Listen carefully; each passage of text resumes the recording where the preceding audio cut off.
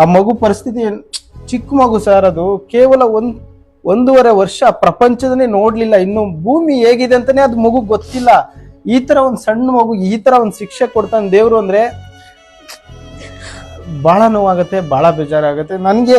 ನೀವು ಕಮೆಂಟ್ ಬೇಡ ಸರ್, ಈ ಕನಿಷ್ಠ ಪಕ್ಷ ಇವ್ರಿಗೆ ಸಹಾಯ ಮಾಡ್ಬಿಡಿ ಸಾಕು. ನನ್ಗೆ ಯಾವುದೇ ತರ ಕಮೆಂಟ್ಸು ಬೇಕಾಗಿಲ್ಲ.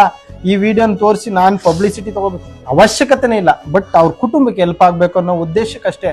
ನೀವೆಲ್ಲರೂ ಅನ್ಕೊಂಡಿರ್ಬೋದು, ಈ ತರ ಪ್ರಾಬ್ಲಮ್ ಇರೋರ್ಗೆಲ್ಲ ಹೋಗಿ ನನ್ನ ಕೈಲಾಗಿ ಸಹಾಯ ಯಾಕೆ ಮಾಡ್ತೀನಿ ಅಂದ್ರೆ, ನನ್ನ ಕುಟುಂಬದಲ್ಲಿ ಆದಂತ ಘಟನೆ ನನ್ಗೆ ಅಷ್ಟು ನೋವು ತಂದಿದೆ. ಯಾಕಂದ್ರೆ ಅವತ್ತು ಯಾರು ನನಗೆ ₹1 ಹೆಲ್ಪ್ ಮಾಡಕ್ ಮುಂದೆ ಬಂದಿಲ್ಲ. ಇವತ್ತು ನನ್ನ ಕೈಲಾಗಿ ಇವ್ರಿಗೆ ಮಾಡ್ತಿದ್ದೀನಿ ಅಂದ್ರೆ, ನನ್ನ ತಮ್ಮ ಎಲ್ಲೋ ಮೇಲಿದನಲ್ಲ, ಅವ್ನ ಆತ್ಮಕ್ಕೆ ಒಂಚೂರು ಶಾಂತಿ ಸಿಗುತ್ತೆ. ಇವತ್ತು ಅವ್ನು ನನ್ 100,000 ಕೋಟಿ ದುಡ್ದಿಟ್ಬಿಟ್ಟು ಬಾಪ ಅಂದ್ರೂ ಬರಲ್ಲ. ಸೊ ನಾನು ಹೋಗುವಾಗ್ಲೂ ನಾನು ಏನು ಎತ್ಕೊಂಡು ಹೋಗಲ್ಲ.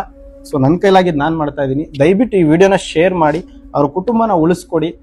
ನನ್ಗೆ ಏನೋ ಮೇ ಬಿ 50 ವರ್ಷ ಆಗಿದೆ, 60 ವರ್ಷ ಆಗಿದೆ, ಮಗು ಜೀವನವೆಲ್ಲ ನೋಡ್ಬಿಟ್ಟಿದೆ, ಅವ್ರ ಸುಖ ದುಃಖ ಎಲ್ಲ ನೋಡ್ಬಿಟ್ಟಿದೆ ಅಂದ್ರೆ ಬಿಡು ಅನ್ಬೋದಾಗಿತ್ತು. ಇನ್ನು ಪ್ರಪಂಚದ ಕಣ್ಣೇ ತೆಗೆದು ಪ್ರಪಂಚ ನೋಡಿಲ್ಲ.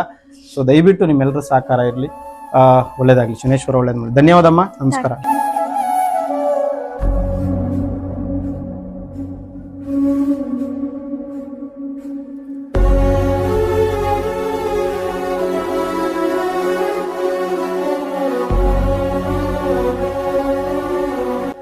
ಕೈಲಾದ ಸಹಾಯವನ್ನು ಮಾಡಿ. ನಮಸ್ಕಾರ. ನಾನು ನನ್ನ ಮನಸ್ಪೂರ್ವಕವಾಗಿ ಯಾವಾಗ್ಲೂ ಒಬ್ಬರಿಗೆ ಒಳ್ಳೇದನ್ನೇ ಬಯಸುತ್ತೆ. I mean it.